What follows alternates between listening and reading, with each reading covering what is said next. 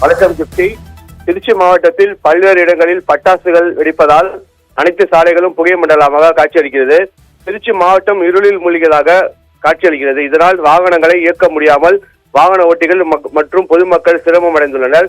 தீபாவளி பண்டிகையை முன்னிட்டு நீதிமன்ற வழிகாட்டுதலின்படி காலை 6 மணி முதல் 7 மணி வரை மற்றும் இரவு 7 மணி முதல் 8 மணி வரை பட்டாசு வெடிக்க உத்தரவு உள்ளது. அதன்படி திருச்சி மாநகரில் பல்வேறு பகுதிகளில் சிறுவர்கள், சிறுமிகள், ஆண்கள், பெண்கள் என அனைவரும் குடும்பத்தோடு கையில் மத்தாப்பு ஏந்தி தங்கு சக்கரம் மற்றும் ராக்கெட் உள்ளிட்டவர்களை வெடித்தும் தீபாவளி பண்டிகையை கொண்டாடி வருகின்றனர். இதே போல திருச்சி மாவட்டத்தில் மணப்பாறை, திருவெரும்பூர், முசிறி, லால்குடி, துறையூர் உள்ளிட்ட பகுதிகளிலும் பொதுமக்கள் தீபாவளி பண்டிகையை கொண்டாடி வருகின்றனர். அதாவது நேர கட்டுப்பாடுகளை மீறி தொடர்ந்து பட்டாசு மற்றும் மத்தாப்புகள் வெடித்து வருவதால் பல்வேறு இடங்களில் மாவட்டம் முழுவதும் காற்று மாசு அதிகரித்து காணப்பட்டுள்ளது. தீபாவளி பண்டிகையை முன்னிட்டு திருச்சி மாநகரம் முழுவதும் கடும் புகைமூட்டம் நிலவியுள்ளது.